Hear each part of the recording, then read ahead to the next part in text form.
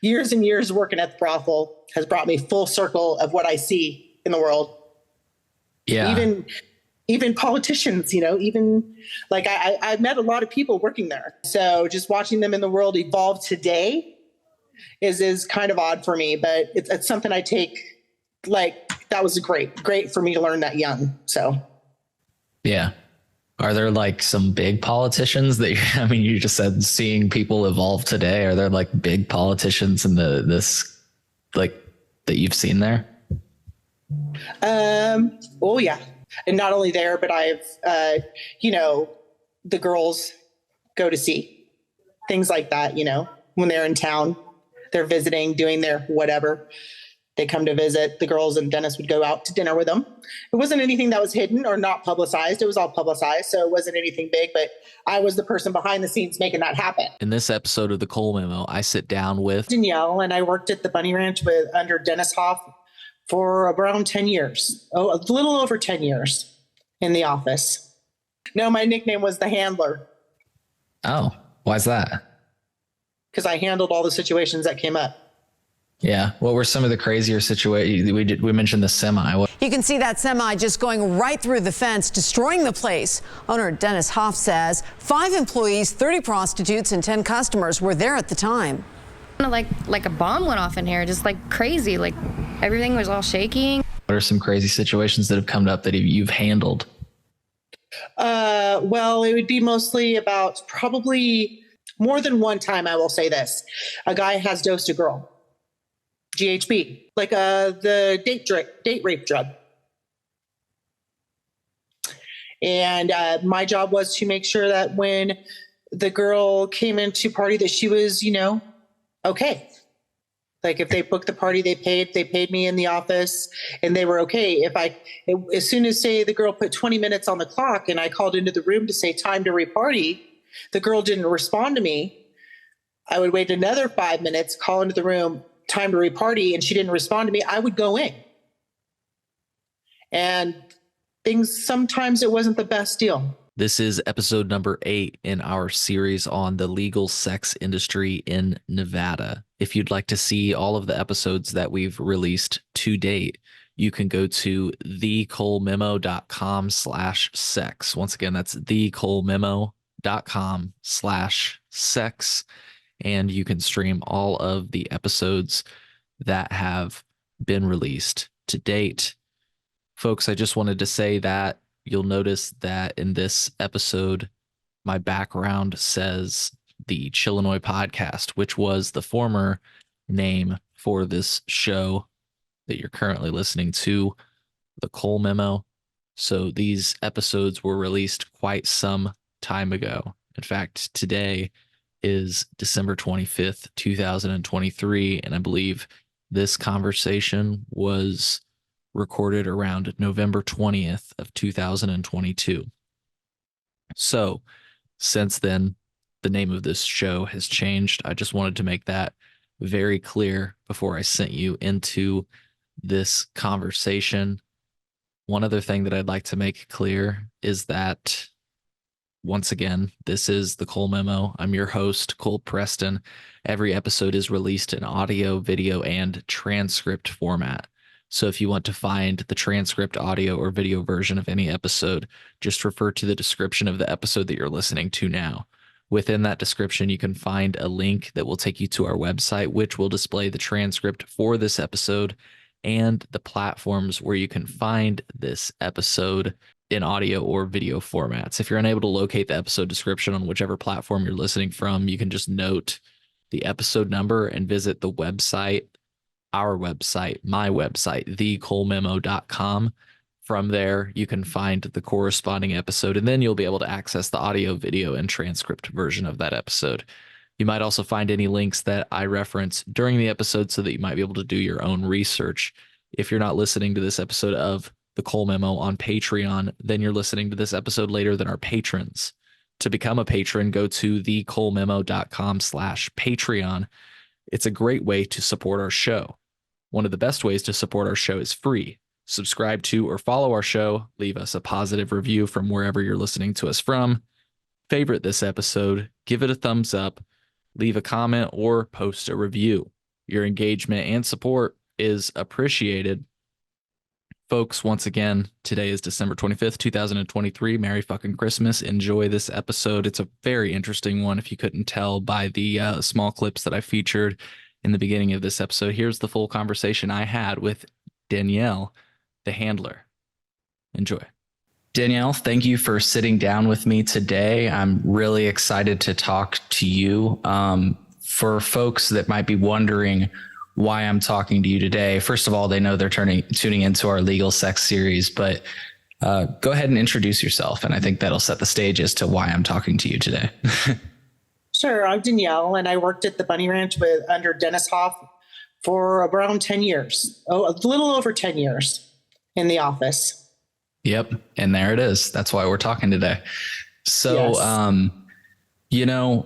I have been talking about this. The one thing I've been saying, and I'm like reflecting on it now, and I'm like, this is such a cheesy way of saying it, but I've been talking about the good, the bad, and the ugly. I think that's a Clint Eastwood movie.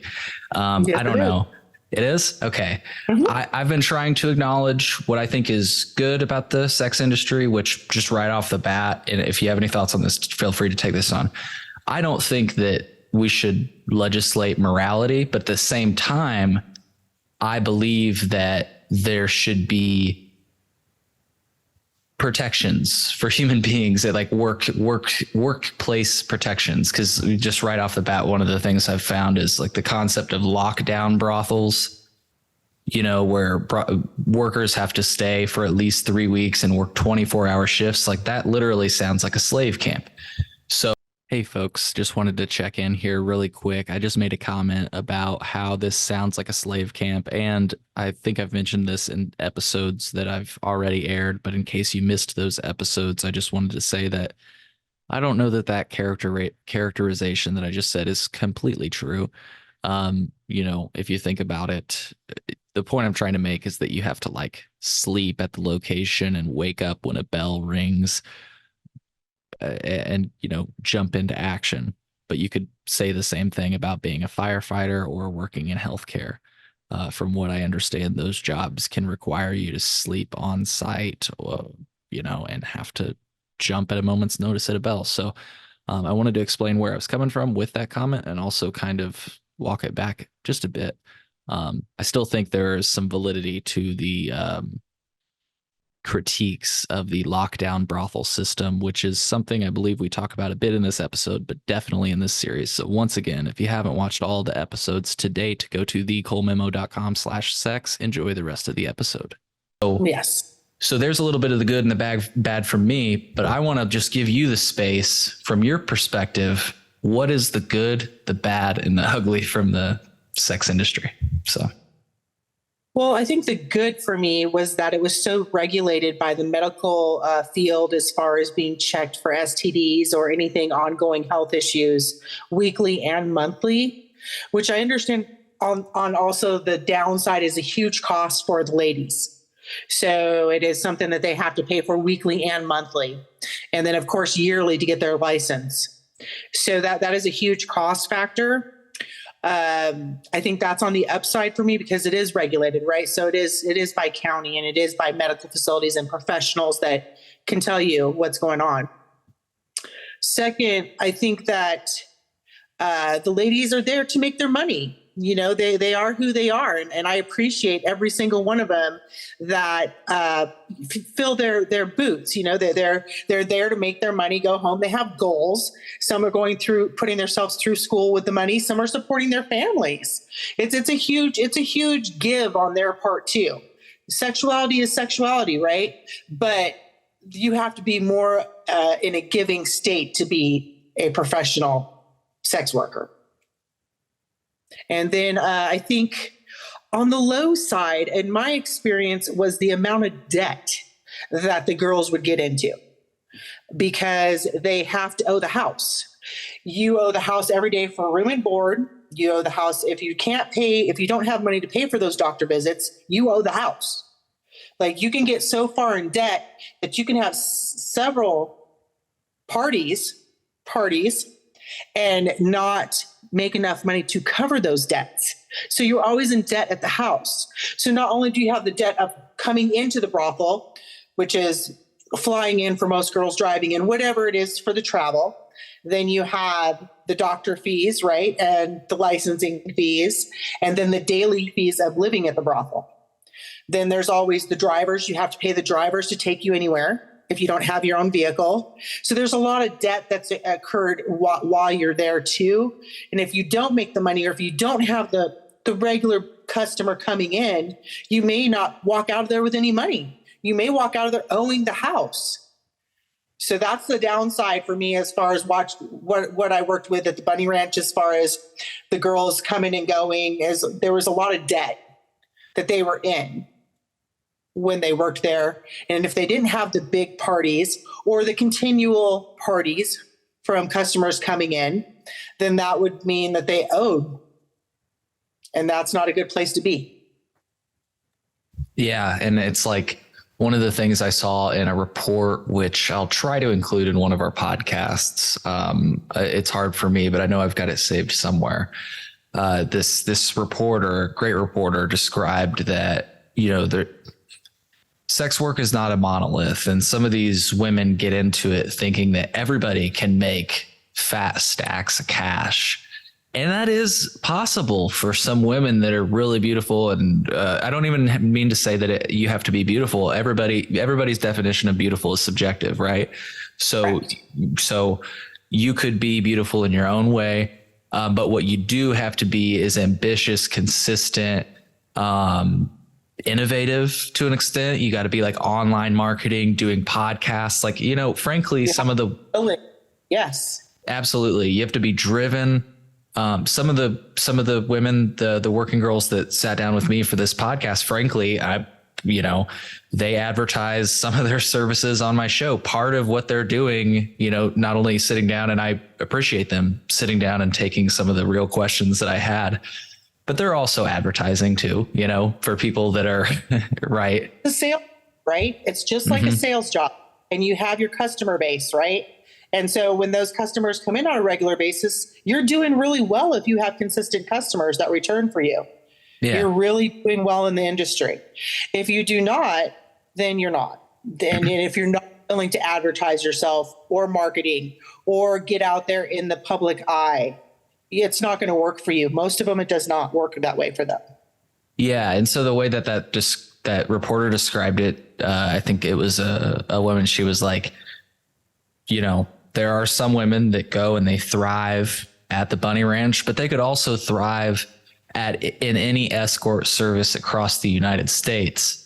There are some women that go, and no matter where they go, if it's the Bunny Ranch or if they go to an escort service, if you're not driven or ambitious, or if frankly you just get the wrong, draw the hand or whatever the saying is, you could end up in a really dire circumstance, which, like you say, and some others have said, it's almost like a black hole that you can't get out of with regard to the debt specifically.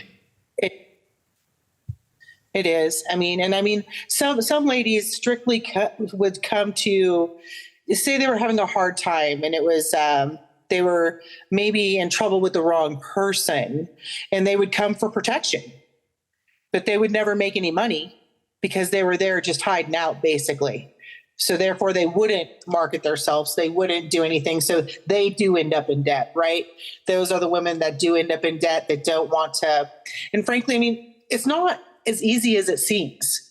It's not easy on 12-hour shifts to get up in those stiletto high heels and walk down those long hallways and get in that lineup and be denied time after time after time and not chosen by the guy. Like, that's a slap in the face. So it's really, really hard for a lot of women to establish, I guess, whether they can be the outgoing person or whether they're the introvert. And that shows when you're in a lineup, right? When you're in a lineup and you're in front of guys, that shows who you are. And guys do pick on that. Men do pick on whether the woman is outgoing or whether she is shy. And it just depends on what that man wants. Sure. So tell me, let's back up a little bit because we dove right into the discussion. That was my bad. Tell me, how did you end up at the Bunny Ranch? And tell me again, describe what your tenure was like. Well, I ended up at the Bunny Ranch because I had met the madam at my my prior employment. She had come in, and we had been talking, and we kind of formed a relationship, a kind of friendship with each other. And so when I had been let go at that job, after 2 or 3 years, I went out and applied at the Bunny Ranch, and she remembered me and she hired me. So then I started as the door girl, answering the door, doing the lineups with the ladies every time a gentleman would come in, selling the T-shirts and the merchandise that we sell there. Then I went to bartending, and then I went into the office and started management. And that's where I took care of all the girls, the doctoring, the list, any kind of sheriff registrations that need to go on, any kind of legal work that needed to happen in the office with the girl to get ready to work. That's what I did for the last probably 7 years. I was there in the office. Wow. That's pretty crazy. Was it Madame Suzette that hired you? Yes. Wow. That's pretty crazy. It's crazy that I'm a degree away from Madame Suzette. Used to be, yes. It was me, Suzette, then Dennis, right? So that's what it was for the last 7 years of my employment there at the Bunny Ranch. Yeah. Well, can you tell me, like, just trajectory wise, like what your time was like? I mean, showing up, like, what did you know what you were getting yourself into? No, not really. I mean, I knew that it was, I knew, of course, it was a brothel, right? I knew what they did there. Of course, everybody does, right? I mean, if you're around the area, I mean, I am, from Reno, so I do know what it's about. But I just thought it was, I was a single mom. I thought, this is my one chance. I got to do something for me and my kids. And it ended up working out with our schedules. So my work was good with the schedules and with my children. And then did I know the extent of the things I would see? No, I didn't. I have a whole list of things that Denyelle did not need to know in her lifetime by working there.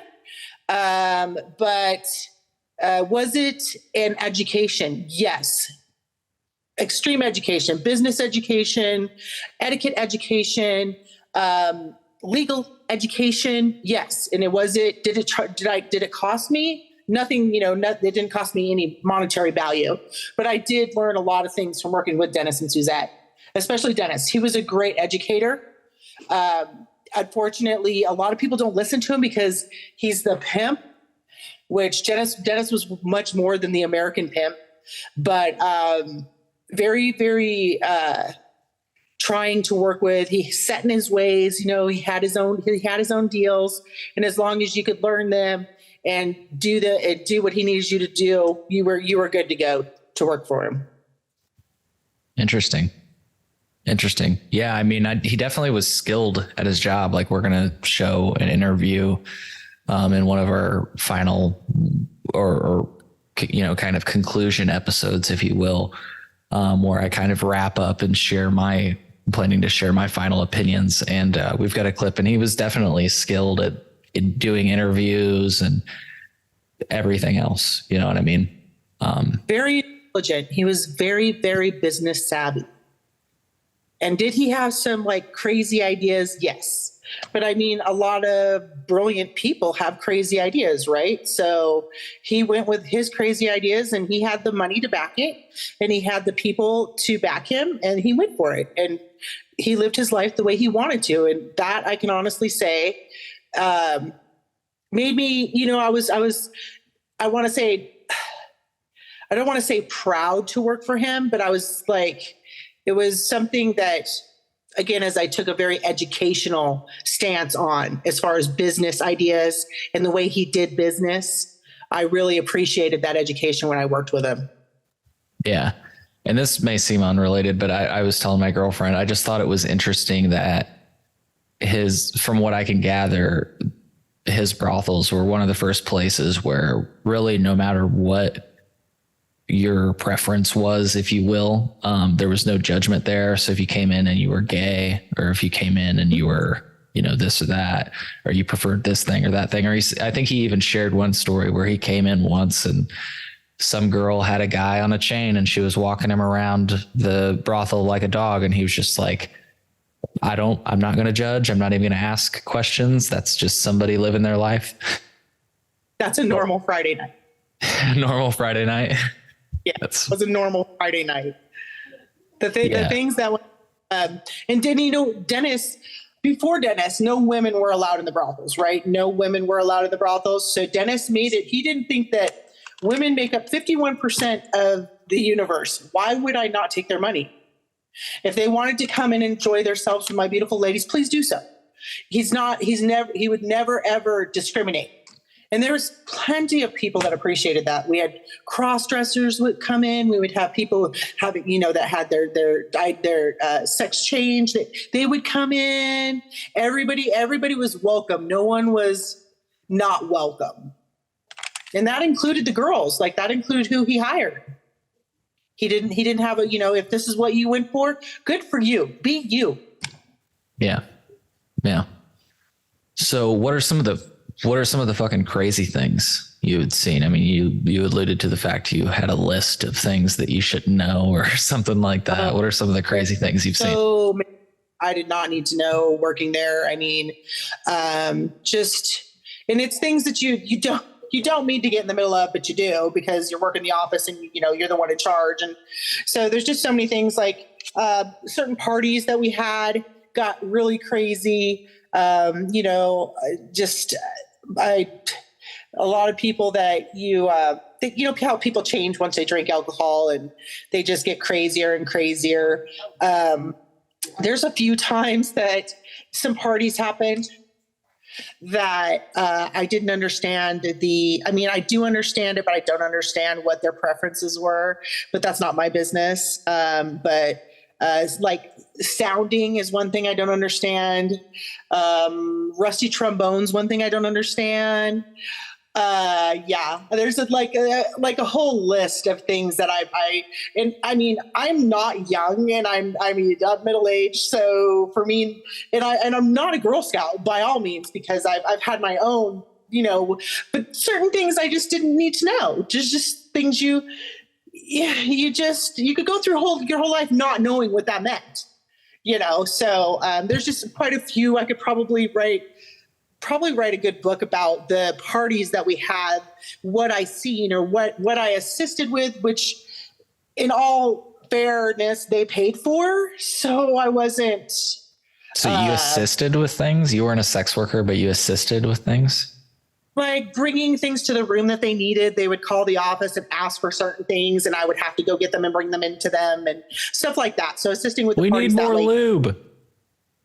We need this sex toy, that sex toy. You got to go, blah, blah, blah.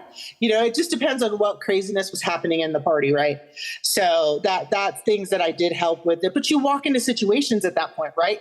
You walk into things that you're like, this is not happening right now. And it is happening, like right in front of you. And you're just like, I don't know if I can sleep after this. So it is, like I said, an education. It was an education for me, but also one, I mean, probably still have nightmares about some of them. And it's just because it's not that I'm not open-minded. It's just something I would not choose in my personal life. So the fact that it just makes you wonder what happened to these people in their lifetime that made them go this way. You know, I mean, there's a lot of fetishes, right? So there's several times where gentlemen would come in and just want panties off a girl that's been working out, and they pay for those. There's gentlemen that just come in and want the girl that just worked out to stick their foot down their mouth while they took care of themselves. And they paid good money for this. I'm not joking, like good money. And you're just like, it was a 35-minute party and he's all happy when he leaves. And I'm just like embarrassed for him. And I don't even know what to do, you know, beside myself. But again, adults being adults, choosing what they're choosing, paying for what they want, coming to terms with the girls. The girls are master negotiators, right? That was one thing. Dennis Hoff was just above everyone else. He was just the best negotiator. Did I lose you? It did get him a long way in life, you know, and some of them should have listened because they would have gotten more money out of situations, but they didn't. But again, it's all about the negotiations, the style that the girls had. And I appreciated the time of learning different. So I'm a people watcher. So learning different styles of people and how they work. Right. That's my deal. So I really appreciate that time that I had there learning the different styles of people. Not to say I don't carry it out to today's world where I'm in the regular world and I'm looking at people saying, oh, you're like this, you're like that. Oh, might be a little judgy now, but that's just, years and years working at the brothel has brought me full circle of what I see in the world. Yeah. Even politicians, even like I've met a lot of people working there. So there's a lot of people that I absolutely loved, and some people I didn't care for at all. And so just watching them in the world evolve today is kind of odd for me, but it's something I take, like, that was great for me to learn that young. So. Yeah. Are there like some big politicians that you just said seeing people evolve today? Are there like big politicians in this like that you've seen there? Oh yeah. Yeah. Yeah. And not only there, but I've, the girls go to see things like that, when they're in town, they're visiting, doing their whatever. They come to visit the girls, and Dennis would go out to dinner with them. It wasn't anything that was hidden or not publicized. It was all publicized. So it wasn't anything big, but I was the person behind the scenes making that happen. So that was, just a different side for me to see. Yeah. Another person that I spoke to, Torin, has said is that there's just like plenty of drugs in the brothels, and that, kind of a lot of fucked up situations with that. Have you heard or experienced anything with that? So my deal was to keep it legal, right? Because it was my work. It was my lifeline for my children and I to survive. So I was kind of like, even though I'm not this person in my personal life, I had to be the asshole in that life and make sure that there was no drugs. If there was drugs, I had to take those drugs. I had to give them to Dennis and Suzette. I was that person. So unfortunately, it kind of goes with it. It kind of goes with the whole thing, right? And if the girl doesn't bring it in, the guy that's coming in is bringing it in. So it's just like, because everybody wants a good time. And so they all think good times revolve around drugs and alcohol and sex, because that's what that world is about.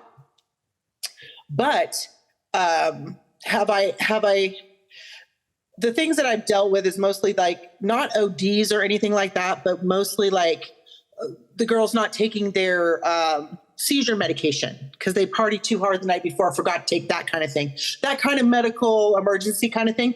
Not like ODs. I've never really dealt with an OD. I've never, not like that. I mean, I've dealt with obviously marijuana use. I'm sure there's cocaine use, definitely meth use, but not out in the open to where I would crack down on it. I could see a person and say, yeah, you're doing dope, but I don't have any proof. So I can't. And I did have the right to go in and search their rooms and their bags because that's the rules. But, I would try to take the high road on that, not get too personal that way, because it just wasn't my deal. And I'm not going to be a hypocrite. I am who I am. So, but if it's not the girls bringing it in, it's the guys bringing it in. And if it's not the guys bringing it in, it's the girls' pimp on the outside bringing it to them so they can sell it to the customers. I mean, it's a revolving door. Yeah. And that's another thing I was going to ask about. Is that pretty common, like the external pimp? Mm-hmm. So what it is too, with the girls is that they pay 50% to the house of anything they do make, right? So the girls, unfortunately, that come in with the pimps, this isn't the pimp's first go around. It's not. It's going to be their third or fourth or fifth or sixth or 10th chick that they have, right? So, but it's probably maybe the only one that hasn't been arrested, because you can't get arrested and get a license for being a prostitute. So, and then they would get the other 50%. So the girl's working for free. That's crazy. I mean, is that like, do you think that brothels could then be considered maybe hubs for human trafficking? Oh, I wouldn't doubt that. I wouldn't doubt that. And unfortunately, in our area, Reno is one of the highest areas for human trafficking, sex workers. I had concerns, and of course brought them to Dennis and Suzette and about certain girls, and they did work it out, or the girls left. What kind of concerns would you have? I would see things, like maybe just the way the person would act, or shy, or not be like giving the correct information, or the information that I would think was right for the questions I was asking. They were trying to cover something up, is what I would feel. So I would go to them and tell them my doubts or my fears of what the situation is. And then they would either talk to the girl, pull the girl in, talk to her, find out what's going on. And I mean, some of the girls didn't end up leaving. So I'm sure that was really the case on some of them, that it did happen. We didn't go any further because the police would have to get involved. And Dennis and Suzette would have got the police involved, especially if it was someone that was kidnapped or they had a different identity, because everything's checked out legally, right? So you have to, fingerprints, everything is done. So you have to check out 100% to work there. And if something's funky, it's not going to happen. They're not going to cover it up for you. They're not going to lose their multi-million-dollar business for that. They're just not. Yeah. Yeah. It's pretty insane. And I want to get back to not losing the multi-million-dollar business and just kind of how they've got it structured and everything else. But one thing I've been asking almost everybody that I interview, do you agree that a provision that would make the sex industry possibly safer is testing the customer as well? No. Because condoms are not 100%. You know what? The thing about being a prostitute is the risks you're taking, whether that condom breaks or whether that condom works. And a lot of these ladies, of course, at the brothels have to wear condoms. They have to have condoms, right? But if you look at the ladies on the street, they don't wear the condoms, right? They don't. Most of them don't, especially out here. They don't wear condoms. They just go from customer to customer. Having a customer tested is not going to be, first of all, wanted by the customer. He's not going to want to do that. He's in there for a wham, bam, thank you, ma'am. See you later. He's not in it for the long haul. So I think that testing the customers would not even be feasible. Just takes too long. I would get a test back in 24 hours for chlamydia. Gonorrhea would take a few more days. Then the blood test would take about, 4 days for the blood test to come back, whether you had any other diseases. Damn. That would. Yeah, that's a long lead time. You'd think that there'd be some way to like revolutionize that, like, I don't know. Kits are actually flown out of state to be tested and weekly. And then it's not like our local LabCorp does it or anything like that. It's flown actually, I believe, to Arizona still. And Arizona does the testing and then we get the results. Interesting. That's weird. It is weird. I think it's just where the medical facility has their testing done. So. Yeah. So if a girl like pops positive, in other words, she has a sexually transmitted disease, she's sent home, and can she ever work again? Would she test negative or something? So usually at that point, the girl doesn't have money to go home. Oh. So she would actually have to leave.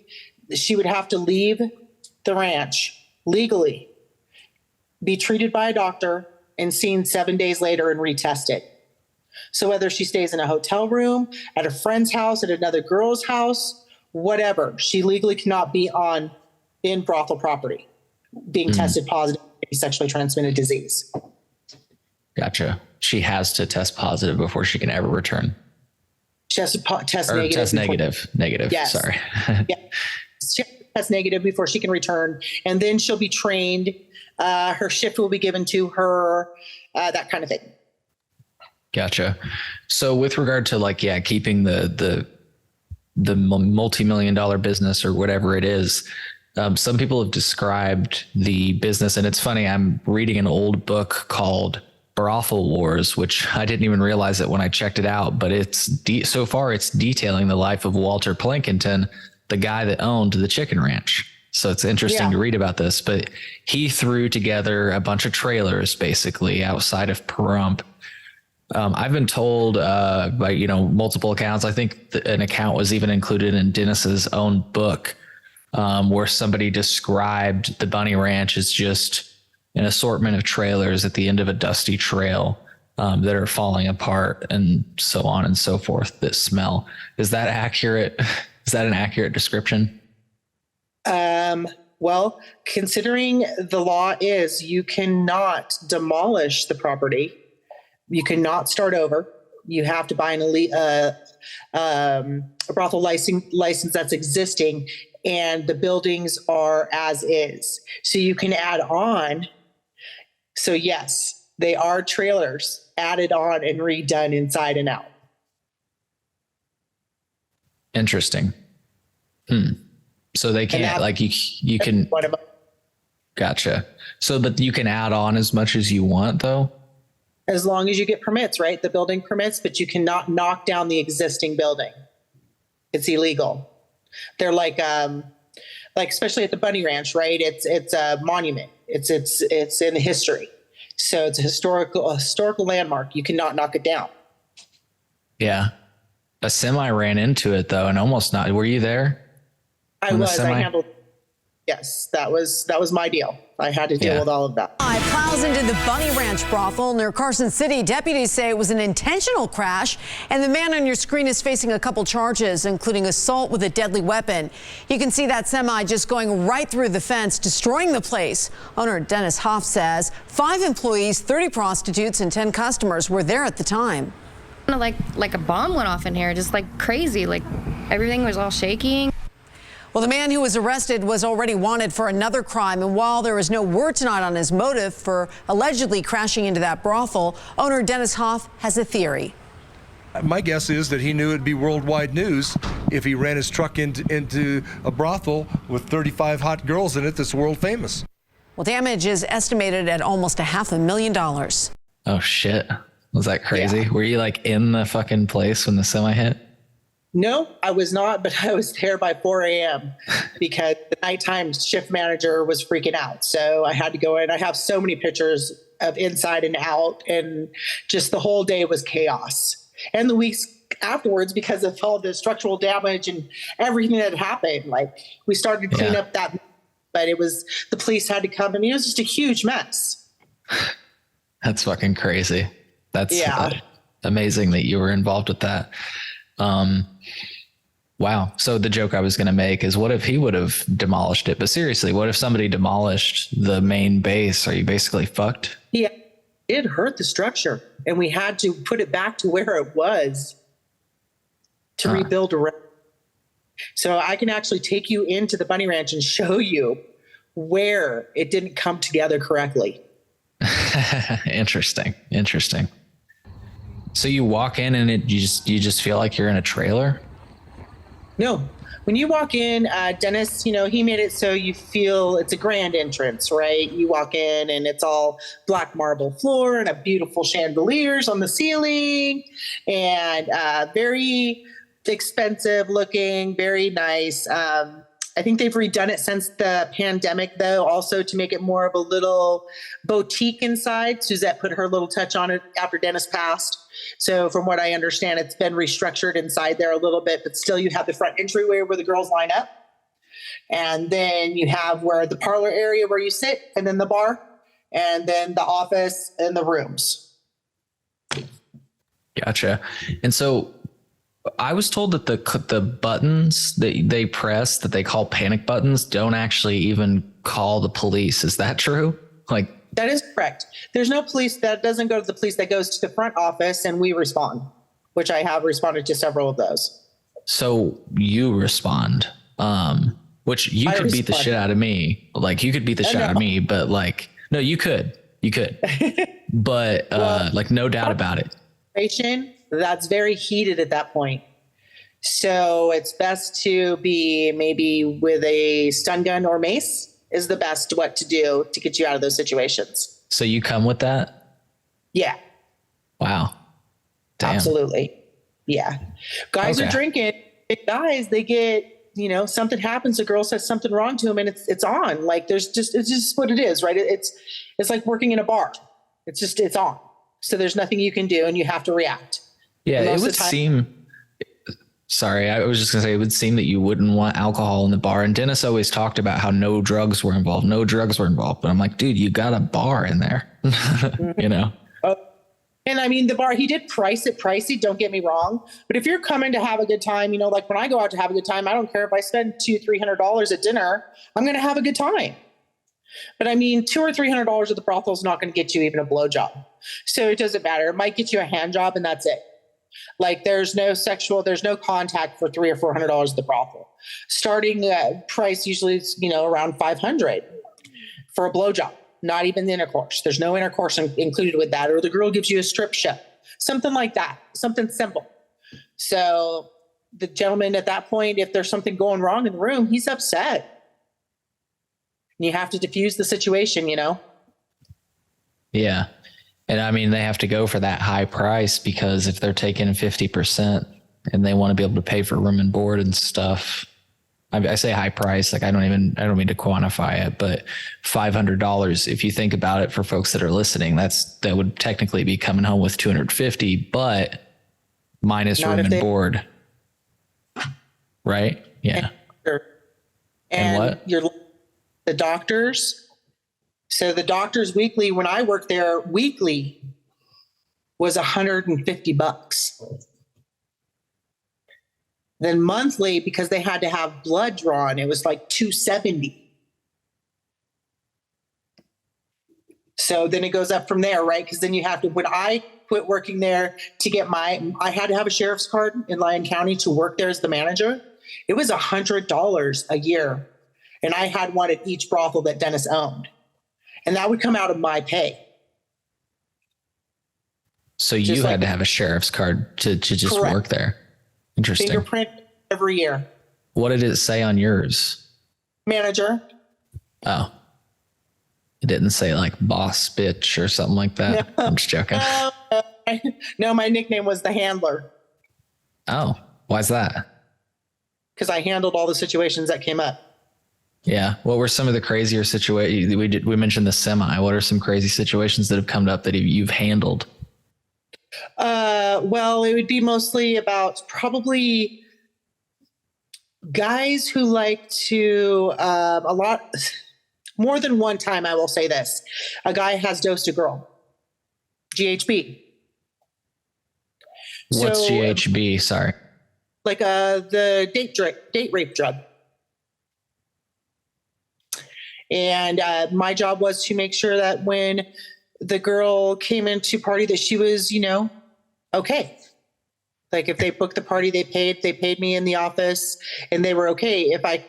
As soon as say the girl put 20 minutes on the clock and I called into the room to say time to reparty, the girl didn't respond to me. I would wait another 5 minutes, call into the room, time to reparty, and she didn't respond to me. I would go in. And sometimes it wasn't the best deal. Sometimes it was not a good deal.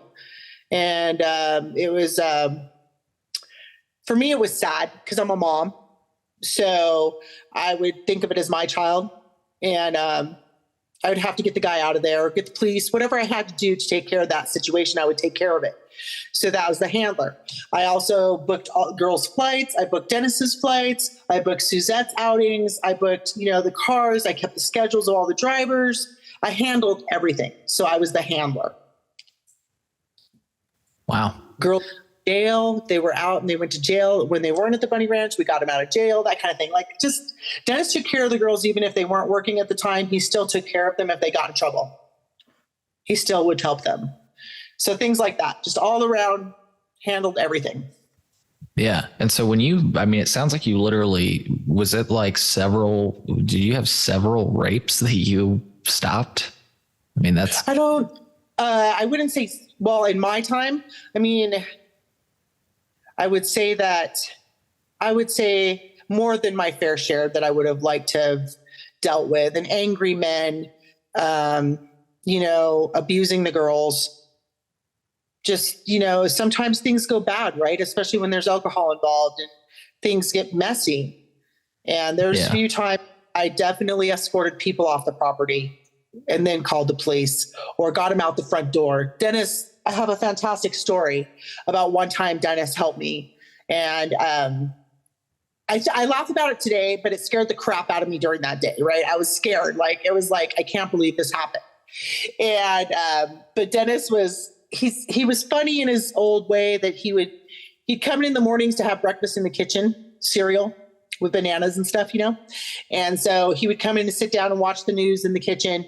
And one morning we had an early morning party, and something didn't happen right. I don't know if it was because the girl was up all night drinking because I was fresh on shift or whatever, but the guy absolutely was just taking advantage of the girl. And I went into Dennis and went, Dennis, something's wrong.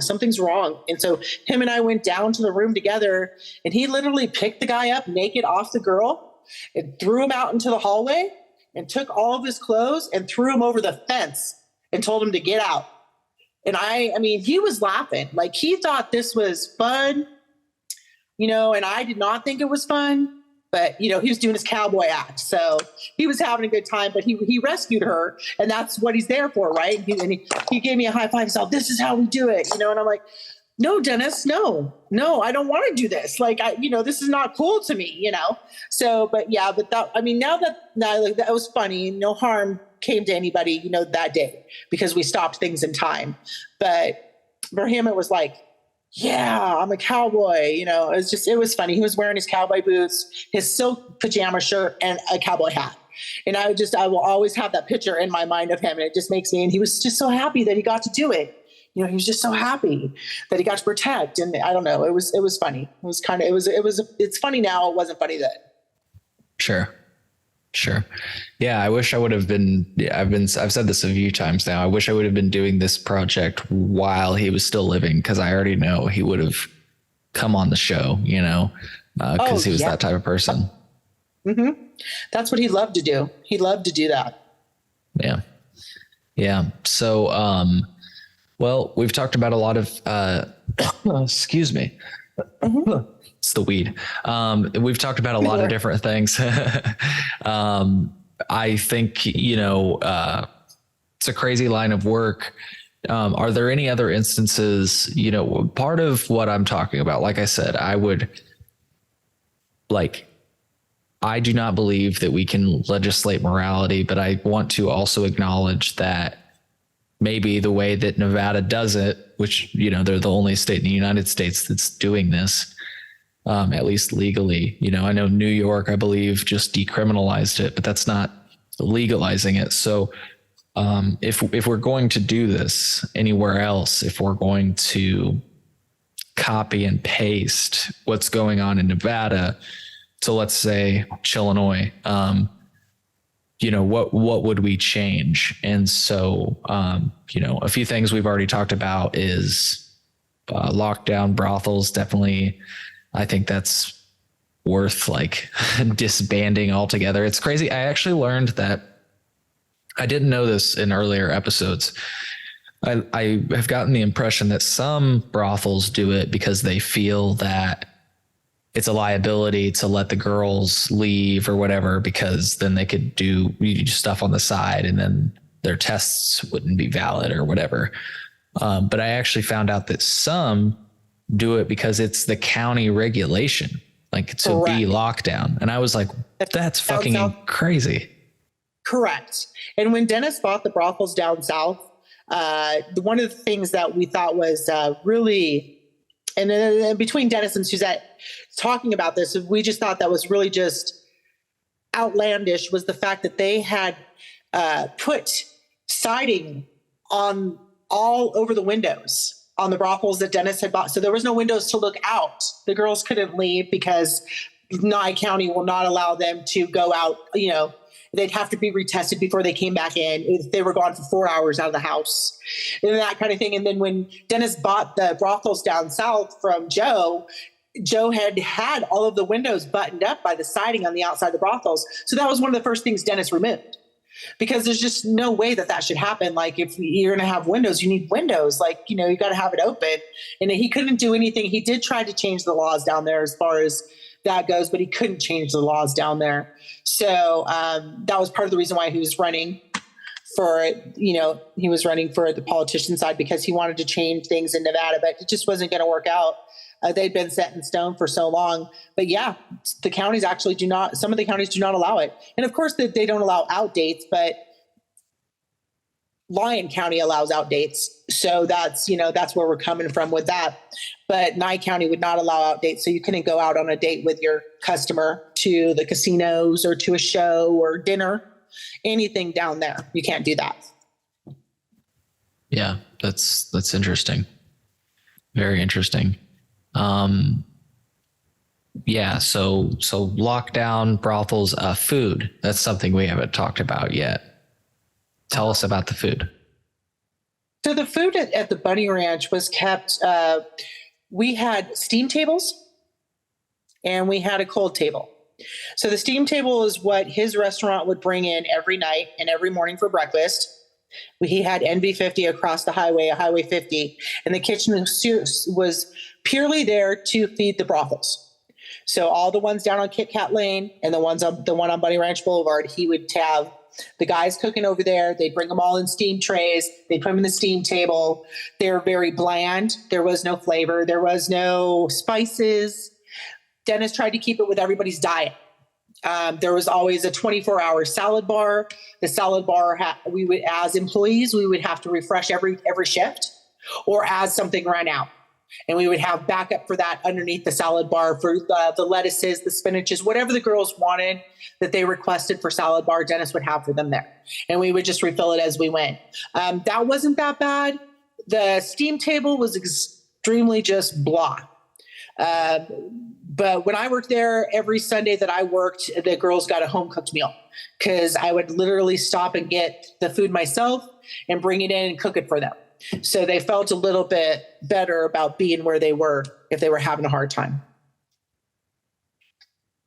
That's also, awesome. I mean, you have guests, and when a taxi driver would come, they would sit back they would bring clients in, they would sit back in the kitchen and have sandwiches or dinner or whatever they would get. Guests, so many guests, Ron Jeremy. I could just go down the line of how many guests have eaten there, and just, then you get worried about, what's touching what, right? Because you don't know where their hands have been last time they washed their hands. So that's where you can get a little concerned about what might be left behind. Yeah. Why would you be concerned about Ron Jeremy's hands? Yeah. Why would you? Because he's disgusting. Yeah. Yeah. We talked about that. Did you see any of that? I definitely heard about some really crazy shit with him. Yeah. I've seen plenty from Ron Jeremy that absolutely set me sick a few times. So he definitely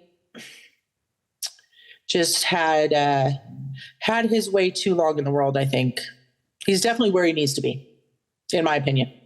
Yeah. And he should have been there.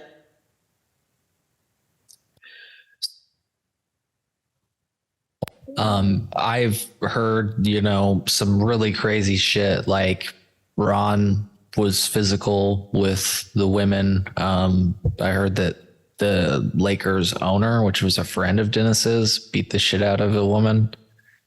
Yeah. A lot of stuff goes on that isn't publicized, that's been kept out of the media, that they handled internally, if you want to say it that way. But then there's also been times where girls have gone to the cops and told them, and it is on record. So I always was honest about everything when they would come to question me. I mean, I got really lucky. A lot of the times it wasn't my shift, so I wasn't even on the property. I'm not going to lie to you. Like, I got in my book, I got lucky, because the less I know, the better off I am. So I really thought that I lucked out on quite a few of them, because I worked the day shift, right? So the day shift was way different than the night shift. And I think that there's a lot of stories that unfortunately unfolded at night. I mean, we've had a few rappers come in and treat the girls bad. And of course, if you're a musician, which Dennis had a lot of friends, you were protected in a way. Still wasn't given an excuse to do it. It's not okay, but it was handled in a different way. I can say that. Yeah.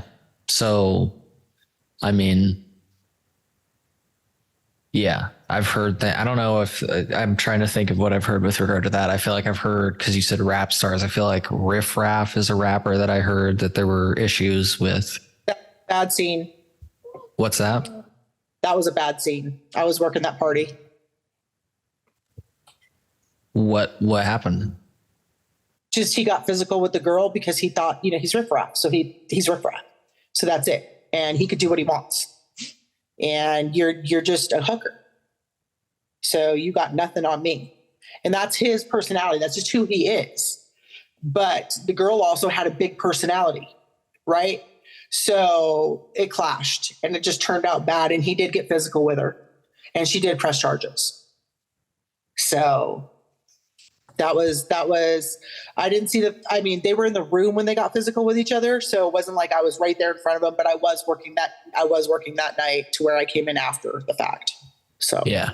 Yeah. So, one of the other questions I wanted to ask you was, you mentioned, Dennis got the brothels from Joe. Is it Joe Conforte or is that somebody else? No, it was Joe. I don't remember Joe's last name. He's a super old guy down there that owned all the brothels down in Pahrump and down in Amargosa Valley down there by Vegas. I don't remember what his last name was. Something real simple though, but it wasn't Joe Conforti. It was someone else. It was another gentleman who might have bought them from Joe Conforti though. I'm not going because this guy was old guy. So I don't even know if he's around anymore. But I mean, that was an interesting time to buy all those brothels down there and then to redo them. A lot of construction. Dennis really did put a lot of heart and soul into redoing them, making them better. Yeah. So I want to get back to a question that I feel like stepped away from a bit. Just again, what do you think should change before we would do a copy and paste? I mean, you've been in Reno your entire life, so it's kind of would it be accurate to say it's kind of normal for you that these things are around? All my life, right? All my life it's always been a red light district. So not knowing the world, that we're not the only ones, right? In other countries, it's legal. The things that I think I would change is definitely the way the house works, not so much the laws around it, but like I said, the positive is the medical, but maybe the way that the house works in the way of the fees and the cost and the making money hand over hand. I do believe that if a guy's going to go to the brothel, he's looking for a good experience, but not every guy has the money. And so there might be other things that are offered different. And of course, the condom wear is something that it needs to stay in place for everybody. So I would think that would be probably I would think the way that the fees, the money, maybe the way that was handled should be maybe a little different than what's going on out there. But, that was the norm for them. Yeah. What do you think should be different? I mean, like, for example, I've heard people say people like Air Force Amy who have been doing it for literally years, but she probably, I don't know, but she probably charges outrageous fees because it's like a novelty at this point to fuck Air Force Amy. And so, but the fact that she definitely still gives half, right? So it's like, at what point, do you get a fucking break? Yeah, no, she would never get a break as long as she's there. No one will ever get a break while they're there. It's always going to be half and it's always going to be these fees and it's always going to add up. And I mean, with Air Force, she has return customers. She has people that want to see her on a regular basis that pay good money. That's why she drives the Mercedes and she lives off a golf course. You know what I mean? Like this, she has that rapport with her clients. And that's one reason why they keep her around, right? Because she can bring in the money. But she's never going to get a break as long as she's there. No one will ever get a break. It's a dog-eat-dog world at the brothel. It really is. Yeah. So with that in mind, like, again, you say we should change the house dynamic and stuff. Like, what's the answer? You know? I just think that a different flow. I mean, the flow that they have when I was there, which was, 2018 was my last year there. So when I was there, it was like really, really stressful for the girls coming in and really like overwhelming. And there was no coddle. There was no comforting. There was nothing like that there. And it's very cold business. So I think that maybe making it a little bit warmer atmosphere and not so trying to come in. And I know that you're a prostitute and I know that it's a brothel, but maybe play down the judging a little bit and not be right in your face with the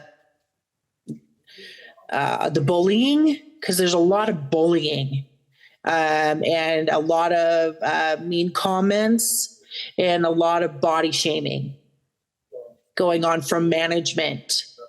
So I would think to make it more of a round, there has to be some kindness involved. I understand their processes. I understand it's a brothel, but there's also kindness. And that's where I got mixed emotions when I worked there, is because I'm a kind person by my soul. I'm not a mean, hateful person. Yeah. And what do you, it was a lot of bullying, a lot of meanness, a lot of body shaming.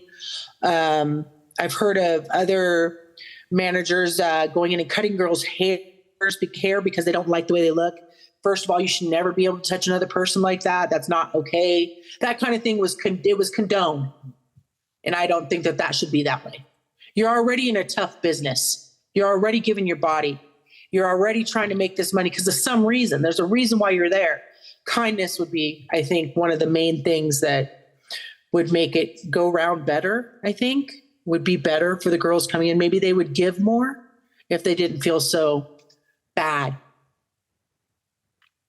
Yeah, well, that's very well said, and something that I feel like that sentiment was even shared by some of the working girls that I spoke with, the way they kind of phrased it was like, because we were talking about the power differential between the brothel owner and the sex worker, and how it seems like the sex industry is set up to protect the brothel owner and the customer more than it is the sex worker. And that's why I asked the question about, sexually transmitted. Do you think that the men should be tested? Because again, in that way, I think that the sex industry is like you kind of even said it. You're like, look, they're in sex, so they're engaging in that risk. They are, and I don't know. I just feel like I get what you're saying though, as far as being realistic, like most of them are coming there and, you have to look at the topography of the men coming in, right? You have to think of where they're coming from.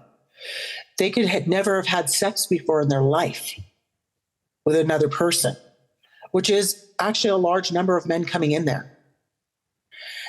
So to have that first, and then you have to be tested, they're not ever going to follow through because they're already freaking out about coming in. Sure. I mean, there is that are very well versed in sex, but then again, there's the condom. So.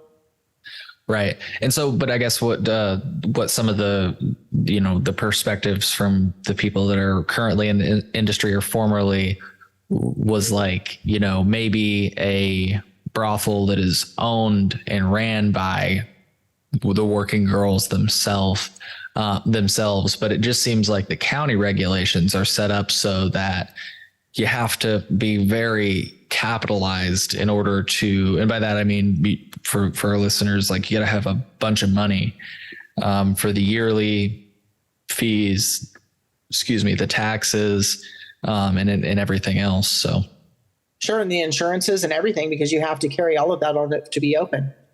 Insurance. Insurance. Oh yeah. Yeah. You have to have full insurance when like a brothel owner, he has to have insurance on everything. So Dennis would probably spend at least $100,000, probably every 3 months for each brothel that he owned for fees. And that would include brothel license, liquor license, everything, insurances, state coming in, they have to check you. If you have a bar, they have to give you an A to pass the health, department. There's a lot going into owning a brothel. Then you have the state side. The state side has to come in and they have to approve everything. And they have to okay all of those licenses, right? And you have to pay for that as an owner. Are they actually making that much money where they can pay for that? Or does that explain for the deteriorating effects that people report at the brothels? Explain deterioration because so when I started in 2007, completely different than when I left in 2018, as far as what was coming in the door, right? As far as the money, as far as the parties, the amount of the parties, as far as the bar bill. When I first started and I was bartender, I'd have $1,000 bar a night. When I left, it was less than $200 a night. So the bar's not making money. There's a decline because people just don't see the reason why they should go out there and spend that money. There's just no reason for it when you can just go down. There's no reason to go out and you have the brothel experience if you can't afford it, because it's not going to be a cheap experience. It's not going to be a cheap night. So what do people do? They just go hit up the street. I mean, there's plenty of girls, OnlyFans. There's all kinds of stuff to do nowadays that you don't have to hit the brothel up. They go to other countries. I know people that go to other countries and get it cheaper, even with their flight and their room. Interesting. It's funny. I asked, what do they do? I could hear like my mom or dad in my head saying they get a fucking girlfriend or something like that. But the reason I asked that is some people, actually one of the sex workers explained that some people have the way that they do the math. They're like courting a girl, getting them to go out on a date and what it costs to drive to that date, get them to that date, pay for that date, all on the hopes that they may have sex with them, versus just paying for a girl to have sex with them. They know like they are going to spend that money and that they will definitely have sex with them. Okay, sure. They will definitely have sex with them, but 9 times out of 10, that guy can't get it up. And poof. That's funny. It's just that way. Once a guy is under that much pressure, he just cannot perform. Sure. And that's why there's no men brothels because of that. Because a guy can't perform on a dime. A lady can. So that's interesting. Yeah. I've been wondering this whole time. It's funny. It's been right in front of me this whole time. Yeah. I've been wondering why the male brothels weren't a thing. I've been asking some of the sex workers that. It is because of that. Because trust me, I would have went there at that time. Like I would have totally invested myself in a male brothel and ran that male brothel, because I do believe that pimping out men is way funner than pimping out women. But I am a woman, so what do I know? But Dennis made it very clear to me: men cannot perform on a dime. Women can. Right. So he's right. He was right. He knew that, and he was right. And I'm like, you're right. He did try it, right? He did try over at the Kit Kat. He did bring some men in, and he did try it. He did get that license, and he did get that approved by the county, but it didn't work out. So the guys were you around when that happened? Yeah, I was working there when that happened. Absolutely. Yep. I was running the Bunny Ranch when they opened the Kit Kat with men. There was 2 men, 1 straight, 1 gay. So the business just wasn't good with them. They couldn't. The thing about women wanting the sex act and men wanting the sex act are 2 different things. Women want the experience. They want the whole boudoir, the man seducing, the whole act, right? Men just want wham, bam, thank you, ma'am, I'm out. So there's a different appeal. It takes much longer for a man to be able to woo a woman than a woman to woo a man. So it's just that it was exactly that. So the straight guy that was working, he would charge, a lot of money, but then, and we could have worked it out to where we had all kinds of women flying in to be with him, but he couldn't woo. He couldn't entice the women to spend the money. And the gay man that was working there, he, really, it's such a small little area that there wasn't an attraction for that in that small little area, So it was futile, but it was like a fun little adventure to see how it really would pan out. And Dennis proved to me that, it's not going to work out either way. So Interesting. Well, one of the last few questions that I have to ask you that I've just been asking people that are close to Dennis, because I just felt like it was like crazy timing that like his passing, people might say it's untimely, but I have seen theories on the internet that obviously, whether or not they're true is one thing, but they say that it wasn't a coincidence that he died. Have you heard anything like that? I've heard some things like that. I also know how sick Dennis was, right? Because I was there. I got his medication. I gave it to him. I cleaned up after Dennis. I know very personal things about Dennis that other people don't know, not even the girls. And I do know he was not a very healthy man. And he burned the candle at both ends, and he was going full force, and that's who he was going to be. That's just who he was. So I think he just wore himself out. And I think that, he lost quite a few people and animals in his life that he was very close to. And I'm not sure that he had the will to go any further than what he did. The fact that he made it to the age he made it at was a miracle. He was not a healthy man. He just wasn't. And it was getting worse. Yeah. Yeah. I heard that he had like diabetes, and frankly, he looked really skinny towards the end of his life. We had one of the Hell's Kitchen chefs on that cooked for him the last day that he was alive. What's that? Robert? No, Heather. Yep. Yeah. But she talked about, I think Robert, and there was another one, maybe. I don't know. Yeah. And she said she was friends with Zach, which that's she had claimed that Zach, on the show that we had, that Zach had aired like concerns about Dennis's passing. And when I Google Zach's name, one of the results that comes up is, Dasha killed Dennis, says Zach Hames. And then, of course, I found out that Zach died. Yes, he did, unfortunately. Yeah. What were you going to say, though? Sorry, before I said that. Well, Dennis, he had been sick for years. It wasn't anything new. It was getting bad. Like I told you, when I left in 2018, it was bad. The diabetes had gotten the best of him. I'm going to tell you that right now. And then, of course, with the partying and the food and the sex and the Viagra and everything rolled into one, it was a disaster. It was a recipe for disaster. There's just no way around it. And I'm surprised he hung on for as long as he did. I'm not going to lie to you, because the things that I have seen and dealt with working for Dennis Hoff, you think of just no one should have ever seen it. It's not healthy. And I will never say what exactly had happened, but my heart did go out to him. And that's where my kindness kicked in. And I was kind of like, that's what kind of made me obsolete there, because I was just not the person to be that cold-hearted. So Gotcha. It was an interesting. Yeah. So you're saying something, you had seen something happen that you're not willing to speak about, like More than one. Yeah, it's not nothing that's not known in the world, but it's just something that I don't want to disrespect his. Yeah, I'm not trying to push it or anything, but is it just like normal with people with diabetes that just don't take care of themselves, or? I think so. You don't think so?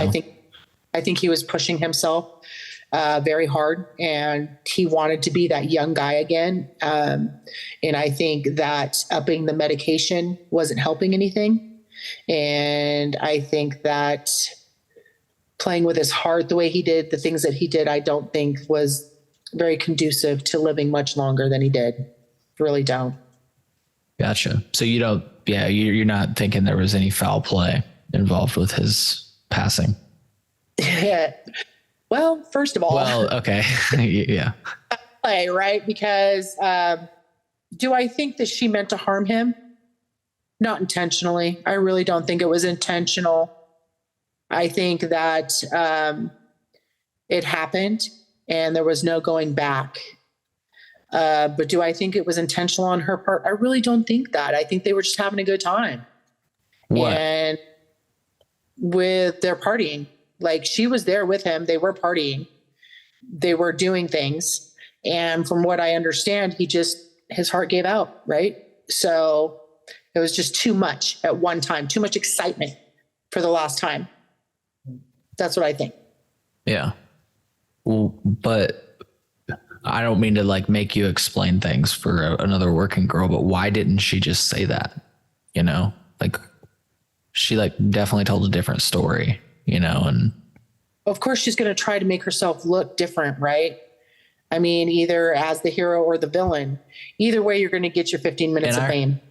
Well, no, I was going to say that she said she was claiming she was been made out to a villain, that all the girls were being real mean to her.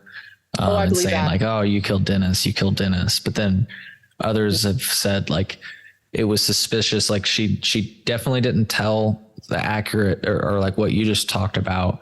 And then she like left, like went really far away and nobody could contact her for a long time. And like, look, when somebody dies in front of you, I'm sure that like it's fucking crazy, but I don't, it's true.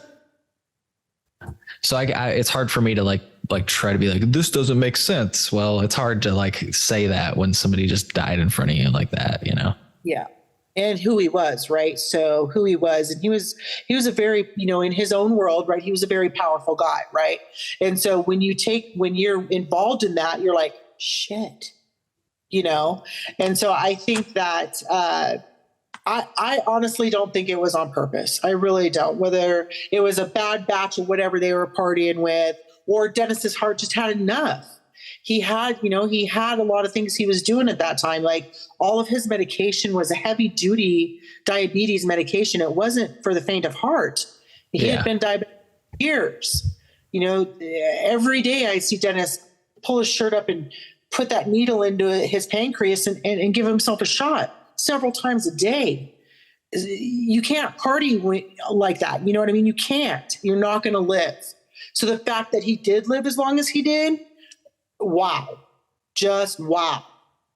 So I'm not sure that there was any foul play with that. I really don't think it was. If there was, it wasn't on purpose. I don't really see it that way.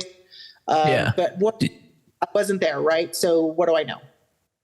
Sure. Did you say bad batch? Do you think I've heard people say they were doing cocaine that night? Do you think that's what was going on? I mean, whether Dennis was doing the cocaine that night and she was doing the cocaine, or it got mixed up, or it got slipped to him, or he was doing, I'm not sure what was happening, but I've also heard the same thing. There was a lot of partying going on that night in the room. But he was, as far as I know, alone when it happened. She wasn't in the room. So that's my understanding, but I could be wrong. She did walk back in on him and he was no longer alive, but I'm not sure exactly what happened. But when I went to his funeral, because out of respect for working for him for so many years, I did go to his funeral.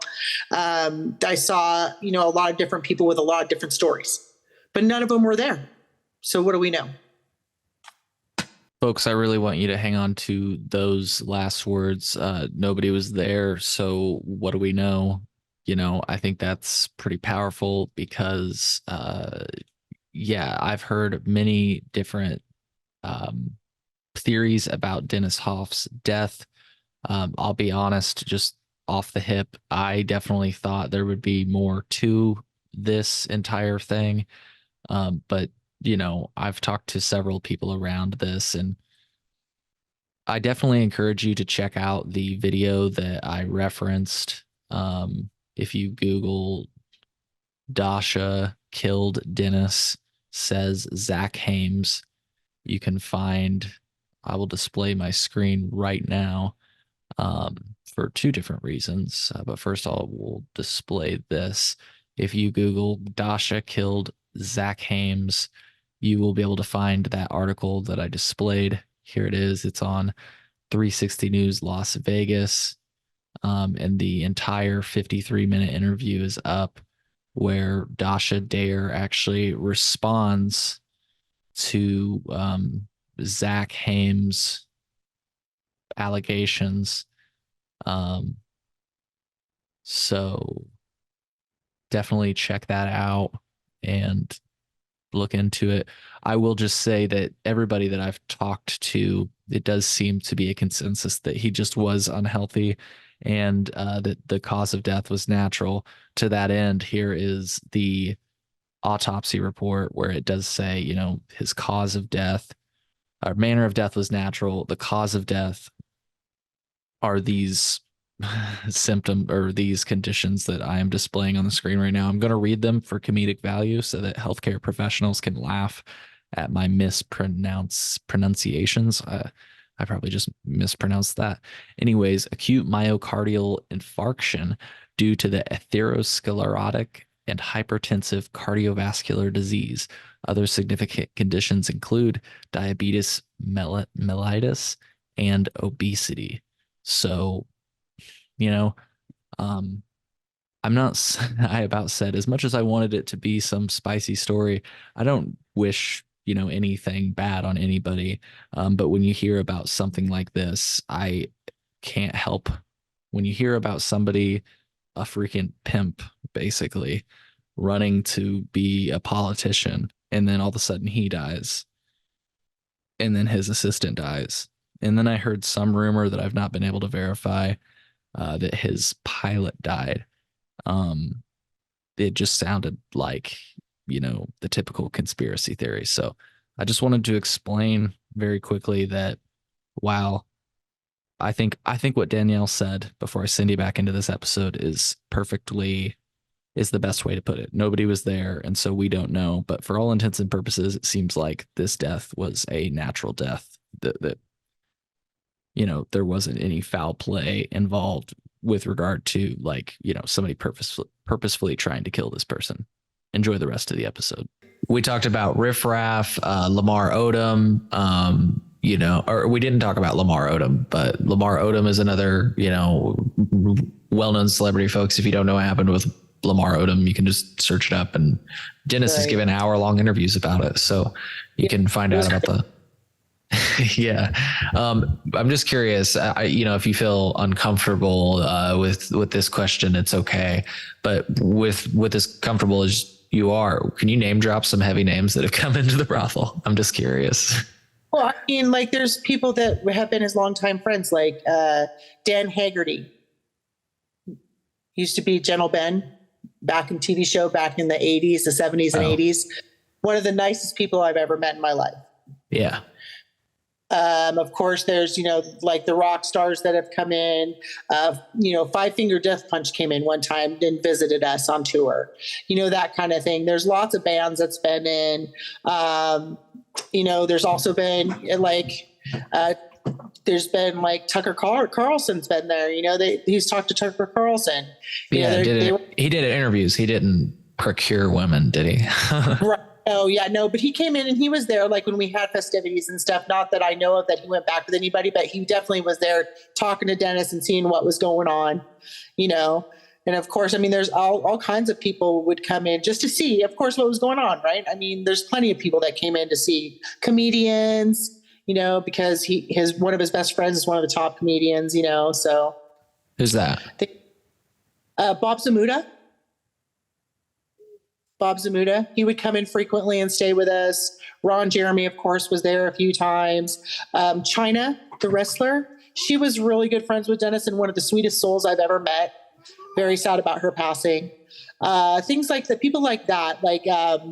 You have a Gladiator, the Wolfman, Gladiator. He would come in on the parties.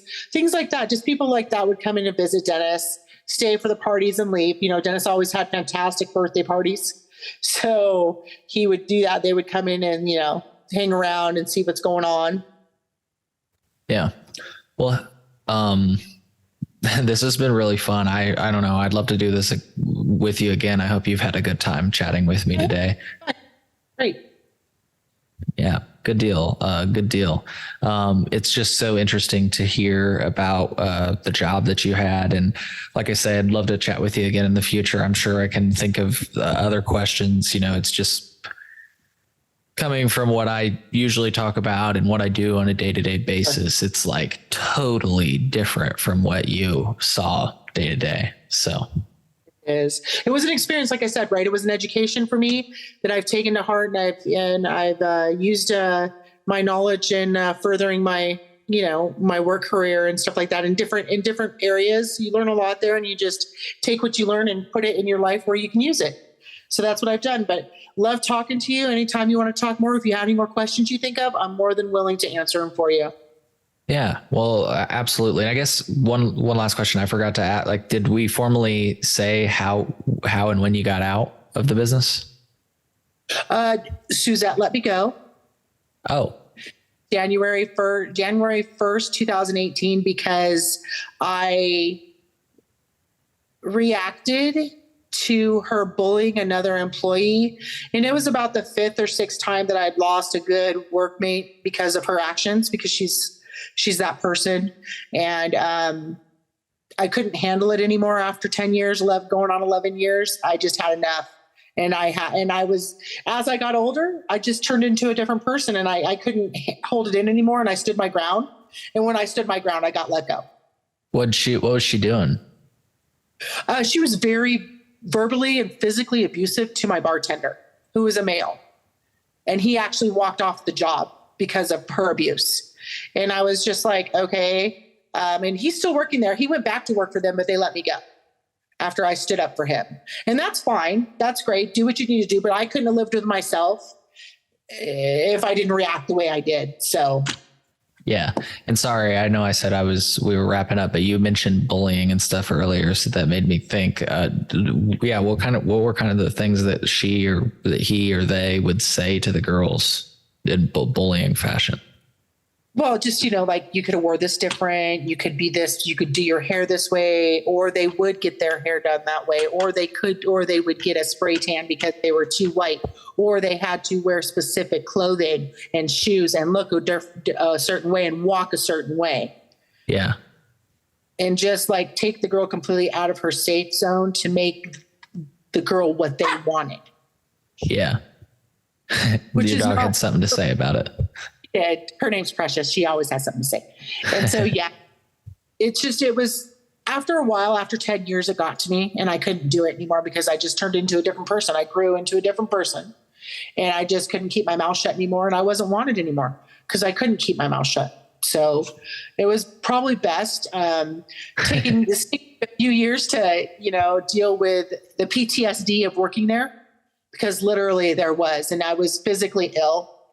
And my doctor said I needed to go a different way also because it made me sick, literally physically sick. Yeah. Work and dealing with their shenanigans every day is what I'll say.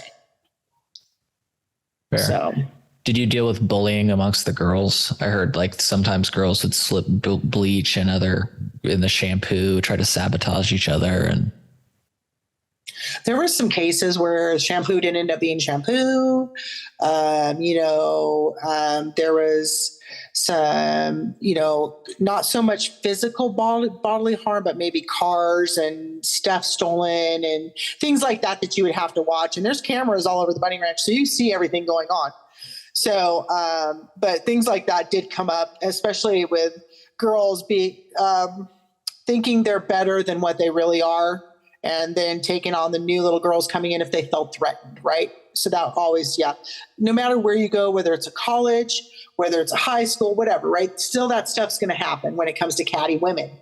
And if this one woman was being built up by Dennis and Suzette, oh, you're the star. This woman was getting jealous of that. And then there was a clash that happened all the time. There's a couple fights on HBO that were hilarious in person. I'm not going to lie to you. But they were true fights. They weren't made up. They were like not staged. They were real fights. Oh, wow. So if you ever get to watch the show, right, you'll see a couple shows in there, a couple of the scenes, and they're real fights. They're not made up. Like, I was there. I was in the background.